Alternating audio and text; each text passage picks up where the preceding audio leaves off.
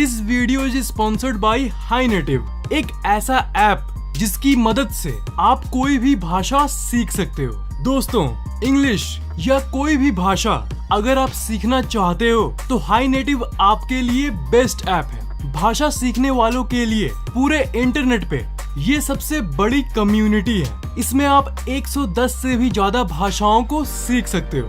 आप इंग्लिश की कोई भी शब्द को बोल के रिकॉर्ड करके पोस्ट कर दो, फिर वहाँ की कम्युनिटी ही आपको बताएगी कि उस शब्द को कैसे बोलना है। वहाँ की फ्रेंडली कम्युनिटी से आप पूछ सकोगे कि आपकी प्रोनाउंसिएशन सही है कि नहीं। सिर्फ भाषाओं के बारे में ही नहीं, किसी भी देश के कल्चर के बारे में आप यहाँ कोई भी क्वेश्चन पूछ सकते हो। इसमें प्रीमियम ऑप्शन भी अवेलेबल है।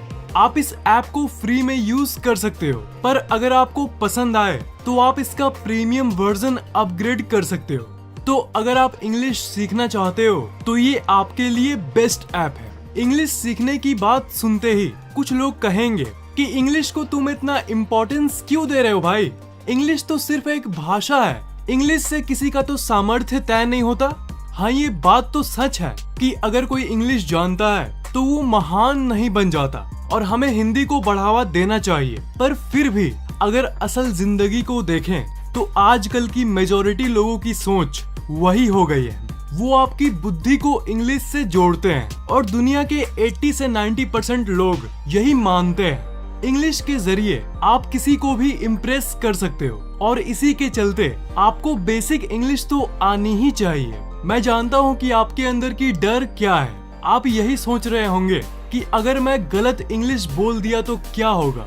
भाई, पहली बात तो डरोगे तो कुछ नहीं कर पाओगे, और क्या हो अगर मैं बोलूं कि आप अगर थोड़ा सा गलती इंग्लिश भी बोलोगे तब भी लोगों को सही लगेगा। जी हाँ, और ये होगा कॉन्फिडेंस के जरिए। आपके शरीर में ओजस नाम का एक तत्व होता है और वो ओजस सबके अंदर होता है, और ओजस इज इक्वल टू कॉन्फिडेंस। मतलब अगर आप एक कॉन्फिडेंट तरीके से कुछ भी बोलते हो तो लोगों को वो सही लगता है। ये है ओजस यानी कॉन्फिडेंस की शक्ति। और एक बात ये भी है कि लोगों को पूरी 100% इंग्लिश थोड़ी ना आती है। स्वामी विवेकानंद का एक कोट है, उन्होंने ये कहा था, वन मैन में speak beautiful language and beautiful thoughts but they do not impress people. Another man speaks neither beautiful language nor beautiful thoughts, yet his words charm. Every movement of his is powerful. That is the power of ओजस। इसका मतलब एक इंसान बहुत ही अच्छी बातें बोलता है, पर फिर भी लोग उसकी बातों को सुनने में इंटरेस्टेड नहीं होते हैं। और एक दूसरा इंसान है जो ना ही अच्छी बातें कहता है और ना ही कोई सच्ची बातें, पर फिर भी वो बात लोगों को बहुत अच्छी लगती है। यही शक्ति है ओजस की। तो अब आप मान सकते हो कि इंग्लिश सीखने का पहला स्टेप है कॉन्फिडेंस। कॉन्फिडेंस बड़ी अट्रैक्टिव चीज है, इसलिए अपने बोलने के तरीके में कॉन्फिडेंस लाओ। अब कॉन्फिडेंस लाओ मैं कहूँगा, तब आप लोगों में से कुछ लोग कहेंगे कि कैसे लाऊं भाई, मुझे तो समझ ही नहीं आता कि लोगों के अंदर इतना दिमाग और कॉन्फिडेंस आता कहाँ से है। तो अगर आप ये सोचते हो तो अपनी मेंटालिटी चेंज करो दोस्त, क्योंकि कोई भी कॉन्फिडेंस के साथ जन्म नहीं लेता। कॉन्फिडेंस को बनाना पड़ता है, उसे बिल्ड करना पड़ता है, और ये आप भी डेफिनेटली कर सकते हो। आपके बोलने का स्टाइल बहुत ही इम्पोर्टेंट होता है, और सिर्फ इंग्लिश के मामले में ही नहीं, हिंदी भी अगर आप बोलते हो और कम कॉन्फिडेंस के साथ बोलते हो तो वो उतना अट्रैक्टिव नहीं लगेगा। और वही अगर आत्मविश्वास के साथ बोलोगे तो आप चाहे कुछ भी बोलो, वो आकर्षक महसूस होगा। पहला टिप था कॉन्फिडेंस बिल्ड करो। दूसरी टिप है let the fear go. Confidence यानी आत्मविश्वास के साथ साथ अपने डर को भी खत्म करो। टू कॉन्कर योर फियर्स मतलब अपने अंदर से डर को हटाओ। अगर लोगों के बारे में ही सोचते रहोगे तो आप जिंदगी भर इंग्लिश नहीं सीख पाओगे दोस्त। जिन लोगों की आप केयर कर रहे हो कि वो क्या बोलेंगे या क्या सोचेंगे, वो आपको आके डेली पैसे थोड़ी ना दे रहा है और ना ही वो आपका केयर कर रहे हैं, तो फिर वो क्या सोचते हैं उनका आप केयर भला क्यों कर रहे हो। उनका केयर करना छोड़ो। तीसरा टिप है पेशेंस। किसी सीढ़ी पर आप चाहो कि आप डायरेक्ट उड़ के चल जाओ, तो क्या ये पॉसिबल है? मूवीज को छोड़ के ऑफ कोर्स। पर अगर असल जिंदगी में आपको ऊपर जाना है तो आपको पहला स्टेप लेना ही होगा। पहले गलतियां करोगे, बहुत करोगे, पर गलतियां से ही तो आप सीखते हो। कोई ऐसे इंसान को तो आप जरूर जानते होंगे जो बहुत अच्छा इंग्लिश बोलता है, तो उन्हें देखकर आप ये सोचते होंगे कि यार ये कैसे इतना अच्छा इंग्लिश बोलता है। जैसे आपका इंग्लिश टीचर या स्कूल की वो घमंडी लड़की जो हमेशा इंग्लिश झाड़ते रहती है। पर दोस्त, इस बात को आप क्यों भूल गए हो कि वो भी कभी जीरो से स्टार्ट किए थे। अगर आप चाहो तो आप दुनिया में कुछ भी कर सकते हो। तो इंग्लिश क्या चीज है? हाँ, अब आप कहोगे कि बोलना आसान है पर करना मुश्किल। यही तो प्रॉब्लम है। अगर आप यही कहोगे कि बोलना आसान है करना मुश्किल, इस नेगेटिव ख्याल को अपने पास रखोगे तो जाहिर है आप पहला स्टेप नहीं लोगे, और पहली ही नहीं लोगे तो आप अल्टीमेट जगह को कैसे हासिल करोगे।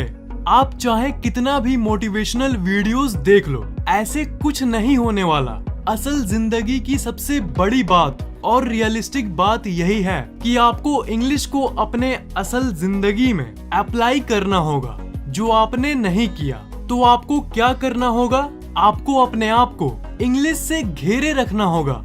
इंग्लिश से अपने आप को घेरे रखोगे, इंग्लिश की वातावरण में रहोगे तो इंग्लिश खुद आने लग जाएगा। तो आप इंग्लिश की वातावरण में कैसे आ सकते हो?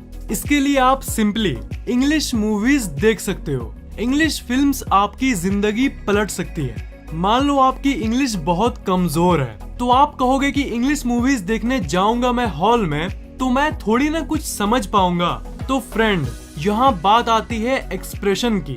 किसी भी भाषा से ज्यादा, किसी भी भाषा से बढ़कर एक्सप्रेशन होती है। परफेक्ट ग्रामर तो बात की बात है। किसी भी भाषा का मेन काम होता है कम्युनिकेशन, यानी उस दूसरे इंसान की बातों को समझना। तो आप इंग्लिश मूवीज में जब एक्सप्रेशंस एंड बॉडी लैंग्वेज को देखते हो तब आप ऑटोमेटिकली ही उस इंग्लिश के स्वैग में ढलने लगते हो। मतलब यही है कि हर इंग्लिश के शब्द के साथ एक एक्सप्रेशन जुड़ी होती है और आप धीरे धीरे दोनों को रिलेट कर पाते हो। जैसे किसी ने कहा आई एम सैड मैन, तो देखो, तो इस टोन से ही आप पहली बात को समझ जा रहे हो कि ये दुखी है।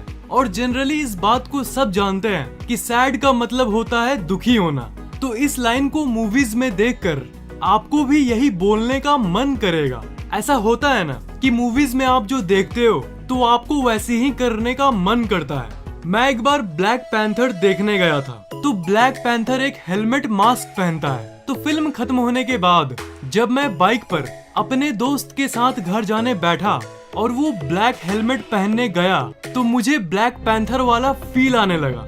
फिर मैंने अपने दोस्त को कहा, यो वकांडा फॉरएवर।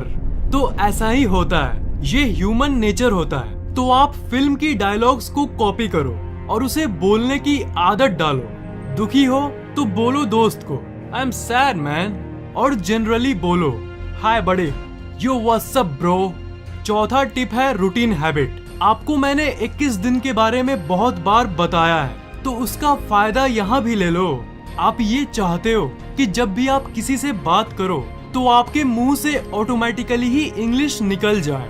तो ये नॉर्मल कंडीशन में तो होगा नहीं, ये तभी होगा जब आप इंग्लिश बोलने की आदत डालोगे। तो आप 21 दिन तक डेली इंग्लिश की लाइंस को बोलते रहो और 22वें दिन आप ये नोटिस करोगे कि बात बात में ही आपके मुंह से इंग्लिश निकल रहा है। 21 दिन बाद इंग्लिश वर्ड्स आपके सबकॉन्शियस माइंड में बैठ जाती है, और एक बार वो वहाँ बैठ गई तो फिर उसे वहाँ से कोई नहीं निकाल सकता, और जिंदगी भर आपको वो इंग्लिश वर्ड्स याद रहेंगे।